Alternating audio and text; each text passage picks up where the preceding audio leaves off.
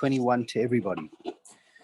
Okay, we're going to try to get through 12 chapters of Tanya, and we have learned already the first 5. So let's just be clear. If I'm not clear, please ask. In chapter 1, we learned about 2 souls. In chapter 1, we learned about 2 souls. One is a godly, it comes from heaven. When that soul comes into you, all that soul wants to do is serve God. Now, it could be clogged over, and it could be blocked because of a variety of issues that have happened in life. But deep inside, every single Jewish person has a godly soul that wants to connect to God. You can divert it, you can stuff it up, you can block it up, but it's there. And at moments it becomes revealed. That is the godly soul. That godly soul sits in the brain and the right ventricle of the heart. The left, that godly soul has 10 powers, 3 intellectual powers that sit in the brain and 7 emotional powers. Good. That soul expresses itself through thought, speech, and action. So the only way the soul can connect back to God is through thinking God, is through thinking Torah. The only way it can give God a hug is by doing mitzvahs with speech and action. That is why the soul has to be in thought, speech, and action. And then in chapter 5, we explained the great quality of learning Torah, of thinking Torah. When a group of ladies who could be doing anything else in the world take off at 20 minutes or 30 minutes to learn Torah, what we're really doing is, think about it, God is infinite, the infinite wisdom of God. It's there in heaven. And by us downloading it into our brains and understanding it, our brain is enveloping it. It's becoming enveloped in our brain. It's becoming totally one and united with us. We're becoming one and united with God. So if you're ever feeling a bit down, if you're ever feeling a bit lower, sorry, somebody's asking me for the Zoom ID.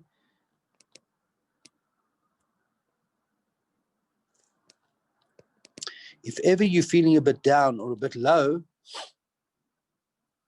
then all you have to do, so could somebody post on the WhatsApp the Zoom ID, if you don't mind? Oh, yeah, I've got it here. Now, if somebody could post it, I'd appreciate it. Somebody could post it on the group. So what you're doing is, by thinking the infinite wisdom of God, you're becoming totally one and united with God. So if you ever want to become one and united with God, just think Torah. Close your eyes and think. Think Shema Yisrael. Think anything. But get it into your mind. Your mind is becoming totally one with it. You're becoming one with God in the most unbelievable manner. That is really where we're up to in chapter 5. I'm going to now, because it's connected to the parsha, explain to you those 10 powers the way I've explained it before, because it'll make it clear based on the parsha. And that is as follows. The first part of our godly soul is cognitive. We should be inspired. It's called chokhmah. We should be inspired about godliness. Inspiration should come into us. We should be a wellspring of inspiration. We should always be having good ideas. When our good ideas are flowing into our head, thinking about God, innovative ideas about how to better ourselves and better our family, that's chokhmah working.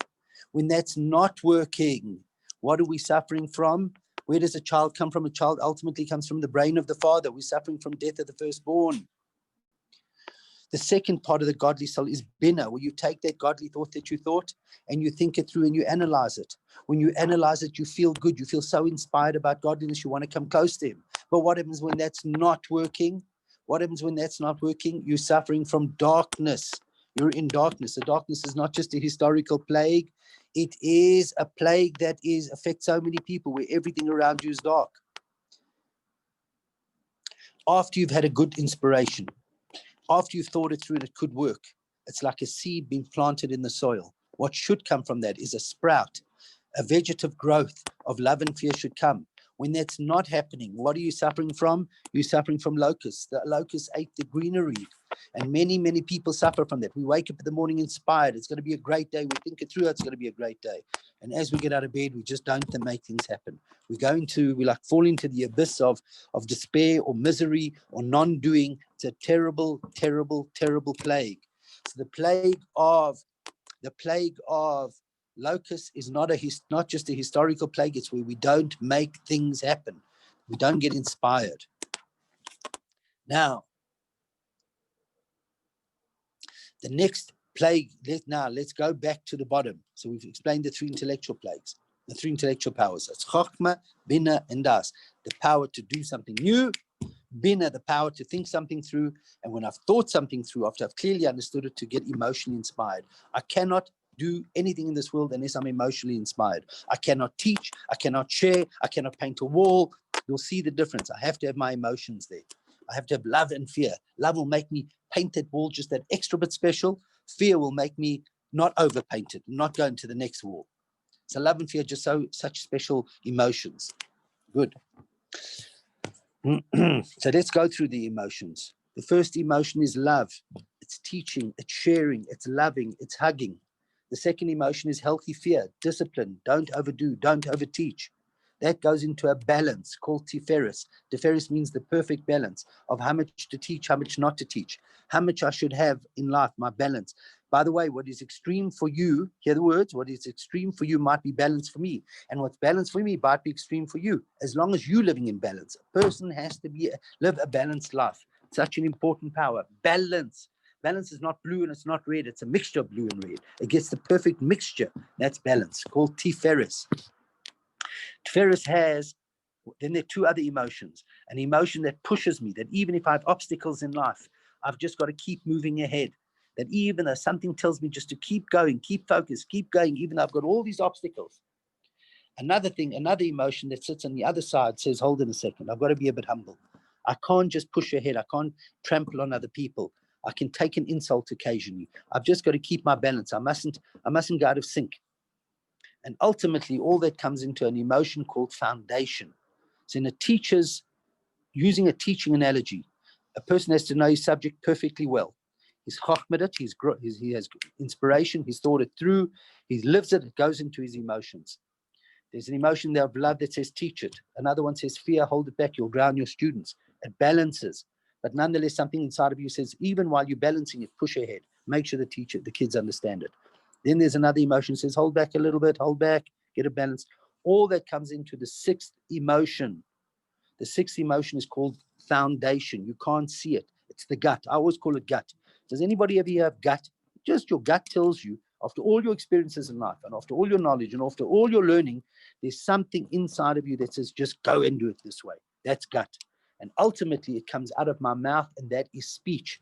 So speech is not just random. Speech is a reflection of all that's going on inside of me. And you can see somebody who's prepared his classes to somebody who hasn't. When something comes out, you can see if somebody's living a balanced life and not by the speech they speak. You can see somebody screaming 1 minute, shouting the next minute, kind the next minute. That's a totally imbalanced person. You don't mind if somebody's naturally strict and naturally unfriendly. If that's where they are, that's who they are. You understand it. That you've got to understand them. There's a balance in that. But if somebody's swinging backwards and forwards, if somebody is bipolar, emotionally bipolar, they're all over the place. It's not healthy. So you have to have balance. And ultimately, that comes out of your speech. The way you run the world is through your speech. You only get to speak when you have some sort of power. Do you agree? A teacher has a certain sort of power. There are people listening to him teach. A spouse at times has a certain power. The other spouse is listening, kids, etc. You always go to school. I always remember there was always somebody who took over the PTA. They wanted to dominate the PTA. I'm not saying necessarily bad, but they had the ability to dominate and to rule. Good. Let's understand it clearly. The very first plague that there was water turning into blood. Egypt had something very special. It was water. Because they had something water, they got the agricultural pursuits right, and eventually they became a superpower. While they were growing, while they were becoming the superpower, they were benevolent people. But when they reached their pinnacle, when they reached their zenith, when they knew they had everybody in their control, the decrees that came out of their mouth were kill the kids, throw them into the river Nile, drown them in the river Nile. So when they reached their pinnacle, they turned their own water into blood. So when we learn the plague of water turning into blood, on the one hand, it's historical, but how does it relate to us? It's me when I'm in a position of power, when I'm able to speak, when I'm able to dominate. Am I going to be ruthless or am I going to be benevolent? And that's free choice, by the way. And that's why that famous saying, you don't know a person until you have to share an inheritance with them, or you don't know how somebody's going to be until they reach their power, then they can change completely. And you often see it, by the way, that somebody all of a sudden he gets an inheritance with his brother and they never speak again. Why is that? Because all of a sudden they become a sugar. Power goes to the head. Power corrupts. Because you can only be like that when you're in a position of power. And that's what the Torah is warning you. When your malchus, the final power within you, if you're being driven by your godly soul, you will be benevolent. If you're driven by your animal soul, you'll be ruthless and unkind and ungiving. That is that. So, and that's why you see often a time that leaders, when they get into their leadership position, their power corrupts because they've turned their own water into blood. So that relates to the 10th power, the 7th emotional energy of malchus. Your malchus must always be benevolent. And to quote the Rebbe, it's more important to be kind than to be right. And honesty without compassion is nothing more than hostility. That's what kindness is. And you must always be a kind mouth. That's water turning into blood. The emotion, and that's called malchus. So when my malchus, I write it down, when my malchus, my kingship, my speech, because I run my country, I run my classroom through my speech. When my malchus is running right, good things are coming out of my mouth. Emotionally inspiring things are coming out of my mouth. Uplifting things are coming out of my mouth. When my malchus is being dominated by my animal soul, it's manipulative. It's give me. Give me, give me, give me. What gets my malchus? What's the emotion before malchus? It's where everything comes together. I told you it's my gut, it's foundation. Where everything that's happening, before it gets reflected out of speech, before it gets projected through speech, it's where my whole plan comes together in my gut. It's called foundation. It's like the foundation of a building. You can't see it, it's in the ground, but it's only because of the foundation of the building that the Empire State Building can be 130 stories high and survive the winds and the hurricanes, etc., etc. The foundation.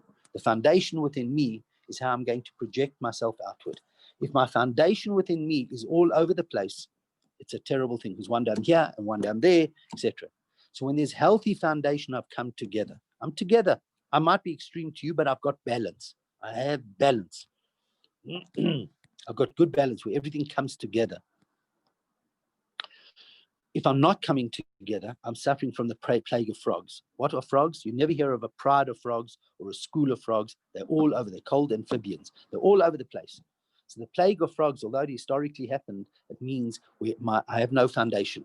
I have no foundation. In a business, it's where everybody's backstabbing each other. Everybody's back in a family where everybody's backstabbing each other. It just can't work. Why is there so much of that? I don't have enough humility. I don't have another hod. I don't have enough hod or splendor. It's the 5th emotion that sits on the left, in my left kidney. When I have good splendor, when I have good humility, somebody can insult me. And not that I'm a patsy, not that I'm a weakling, but I don't need to. I see the bigger picture. Yeah, you behave like you have.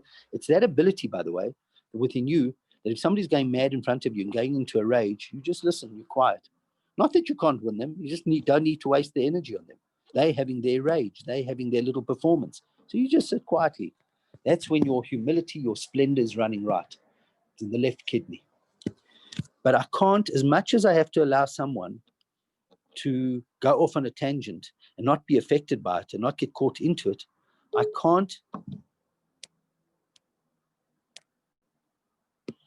Sorry, somebody called me. I can't allow myself to succumb where I allow people to trample on me like lice. And that's the emotion, that's the plague that results, that corresponds to it.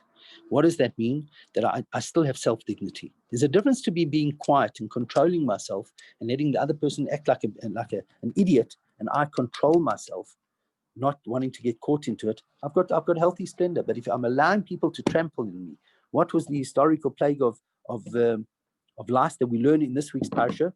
So Aaron hit the ground, and out of the ground, these lice, these parasites come. Never allow someone to turn you into a parasite. The antidote to it, by the way, the 10th commandment that helps you, also in perfect order, is don't rob, don't kidnap, don't allow someone to rob you of what you can give the world. Never lose your self-dignity. Also, remember that if you are alive today, God wants you to be alive. Never let somebody take away your dreams of life. Do you know how many people are going through life that their parents, their uncles, their aunts, their teachers, their peers, their colleagues, their friends have robbed them of what they could give the world? Don't ever allow somebody to do that. Wake up today and live the dream. Now, as much as I have to get my humility running right, that I have to have a well-balanced humility that allows me not to have frogs, because if I don't have humility, by the way, Just think about it in a business or an organization. If there's no humility, everybody's running around doing their own thing. Humility brings things together. So if I have healthy humility, I don't have lice, but I've got humility. I know when to speak up. I'm generally a quieter person. I don't always have to make myself heard, but I'm together. You can always see somebody who's together. Doesn't have to make themselves heard. Doesn't have to shout and scream, but they're together. But too much humility, where people trample on you and rob you of what you can give the world, is no good. That is lice. So what do I have to have? Look at the other side of the coin. I have to have a well-maintained ego. That's the right.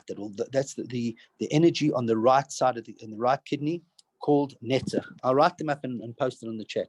Netzach is, even though I've got obstacles in life. I started off with a dream. I had an inspiration. It went through my head. I have a love for it. I want to make it happen. There are obstacles, but I'm going to drive through. I'm still going to make it happen quietly. I'm just not going to give up. I have this dream. No matter what obstacle is in front of me, I'm going to get to it. That's very healthy. But the historical plague that corresponds to it is wild animals. What is wild animals?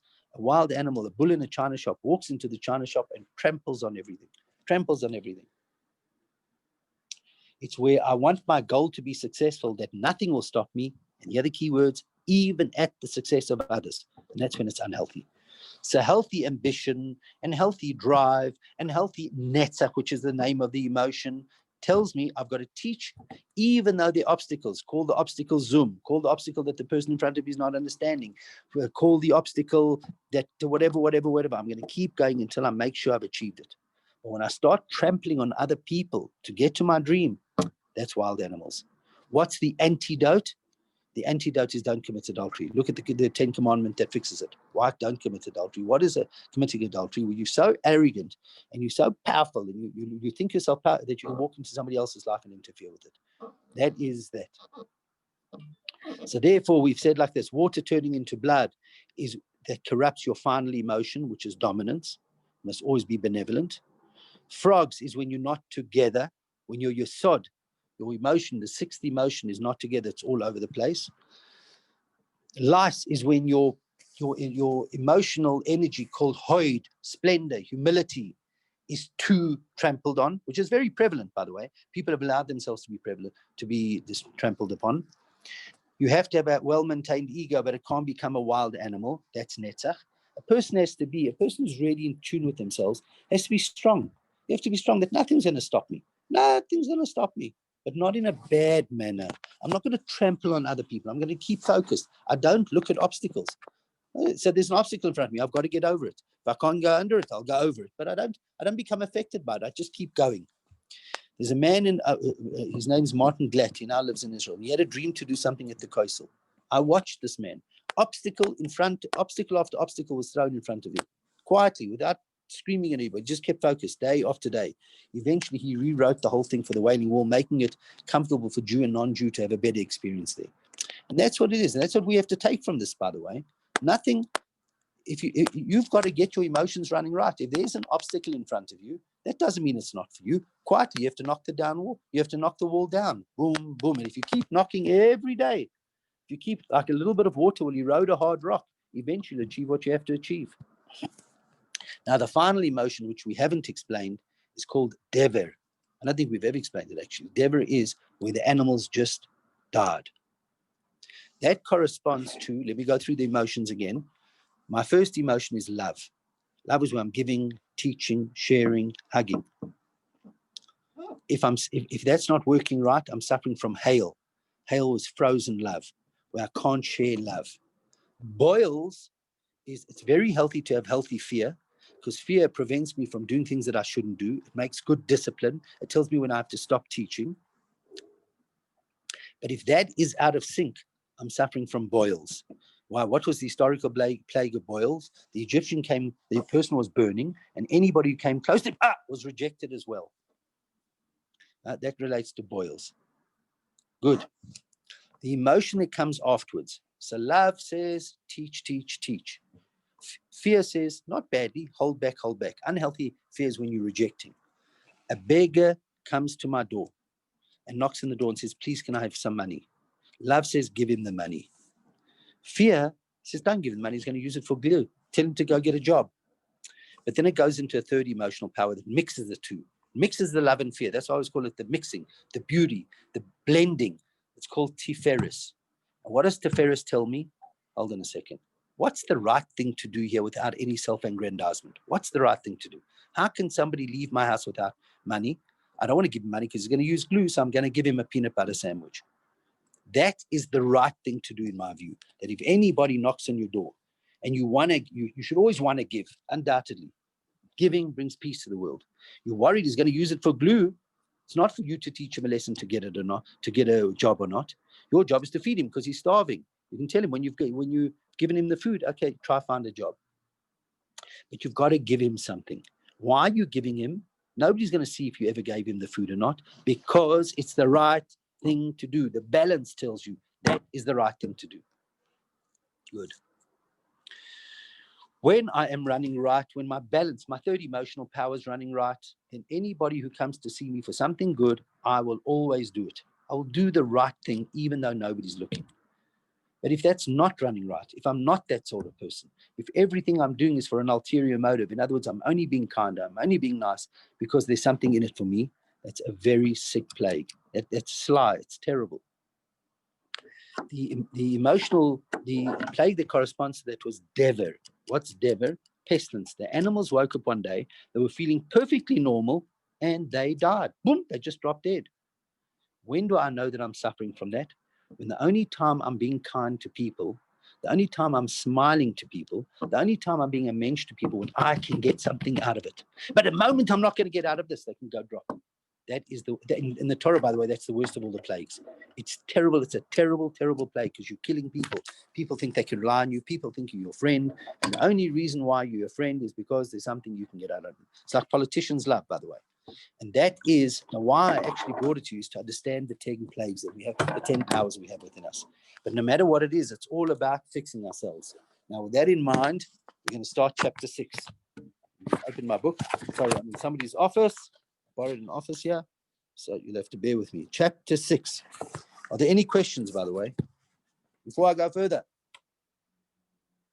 Okay, it's very exciting now. So up until now, we have learned all about the godly soul. And what did we say about the godly soul? That I have a godly soul within me. And my godly soul is 10 powers, 3 intellectual powers and 7 emotional powers. And how does it work? We said like this, that if I get up in the morning and I learn something godly and I grasp something new and I think it through, I will be intellectually inspired. When I sit down afterwards and meditate, what is a Jewish form of meditation? When I think about God, when I think about something I've learned, and I just keep thinking about it after I've clearly understood it, all of a sudden my emotions are going to be inspired. And that's what it means to light your menorah, actually. Light your menorah, be inspired. Be inspired. Download the godliness within you. Think it through. It won't just stay in the brain. Your heart must go on fire. And when your heart goes on fire, you will have a love to serve God and an awe not to sin. That's what we've explained until now. So you never walk past a siddur and want a daven, actually. What actually happens once you meditate about the greatness of God, all of a sudden you enjoy doing it. By the animal soul, it works exactly the opposite. I've eaten a full meal and I see a cookie and my mouth wants it and I get my mind to justify it. So both the godly soul that we've just learned about and the animal soul have 10 powers. The difference is by the animal soul, although the emotions are always according to the intellect of the person, the driver are the emotions. So let's do it together. On page 101. This corresponding to this God made. What does it mean, this corresponding to this God made? In the Torah, it speaks about Esav and Jacob. Esav becomes our godly soul. Jacob becomes our godly soul. Esav becomes our animal soul. So this corresponding to this God made. Just like the godly soul that we've discussed at length. That godly soul we discussed at length has 10 powers, 10 holy powers. All they want to do is serve God. And where is this godly soul found? And it comes into your thought, speech, and action when you're thinking godly, when you're speaking godly, and when you're doing godly. So too, the other soul that we spoke about in chapter 1, the animal soul that comes from Sitra Achra, that comes from a place where godliness is not revealed, that is clothed in your blood, also has 10 powers. What are the 10 powers? Shahain, Sheva Midas Rosh. You have 7 bad characteristics. Habos Ma'arbi Yisodis Roim Haniskorim Leil. And in chapter 1, we explain that everything is made up of fire, water, earth, and air. So I have 7 emotions of my animal soul. The ones that come from fire will be anger. The one that comes from water will be lust. The one that comes from earth will be depression, melancholy, and laziness. And the ones like vanity and nonsense talk come from air. But one thing I'm telling you, everything we do in this world, we produce an energy, and that energy comes from somewhere. Now, so I have all these negative characteristics. I have 7 evil characteristics that come from the 4 elements, because everything is made up of fire, water, earth, and air. But also, that's my animal soul. It's got 7 evil emotions, but it also has a seichel. It has an intellect, hamuledim, which gives birth to these 7 emotions. But where do these 7 evil emotions come from? Also comes from the mind. Why?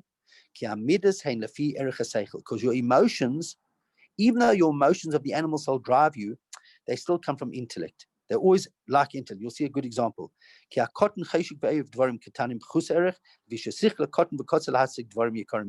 Why does a child want rubbish? Why does a child want little toys of 2 Rand 50 and an adult likes Porsches? What's the difference? Because his mind is not developed.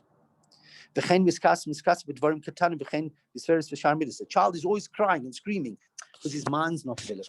So although the animal soul drives you, the animal soul will always be according to the intellect that you have. If you're a baby, small things will bother you. If you're an adult, bigger things will bother you. Now, here's the key. What time is it? Well, 2 more minutes. On page 103.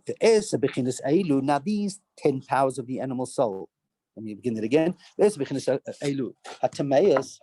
these 10 evil powers that I have within me, evil because they come from the animal soul and they're not godly directed.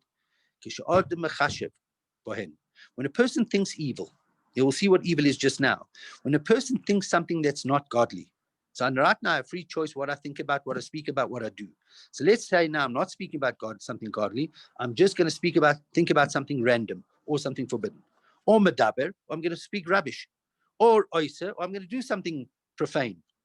So what happens at that moment? Think about it. Thought, speech, and action are like clothing. What happens? So then if I thought something that's not godly, I've spoken something that's not godly, or I've done something that's not godly, and all the other limbs that were involved in it, nikroim levushim asaba. My thought, speech, and action are now filthy. Why are they filthy? Because they've been clothed itself. They've allowed my animal soul to become enclosed in it. They become clothing for impurity, for the 10 evil powers of the animal soul. So commensurate to what you're thinking, commensurate to what you're doing, your garments, your thought, speech, and action, and your body will either be used for godliness, it will be a vehicle for godliness, or it will be a vehicle for negativity, and that's free choice. So I want you to look from now on. I want you now to look at your body as a neutral city. Maybe more modern technology, I want you to look at it as a car. As a car. Is the car going in a good place? Is the car going in a bad place? It all depends the way the driver drives it.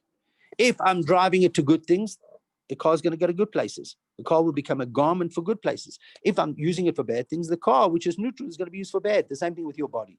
Your body is neutral. Your action is neutral. Your speech is neutral. Your thought is neutral. If you allow your godly soul to permeate, to govern it, it becomes a garment for the godly. So if it's not,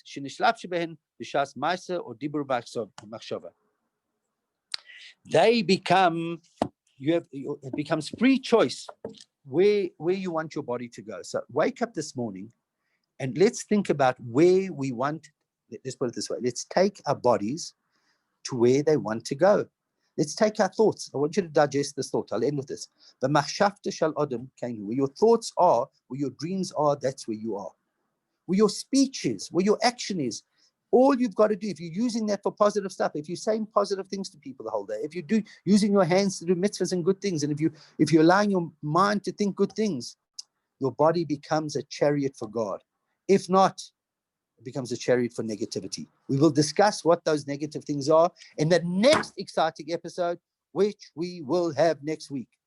Have a good week. Any questions? I will Thank post you, the Rabbi. 10 cows. Bye. Thanks. Bye.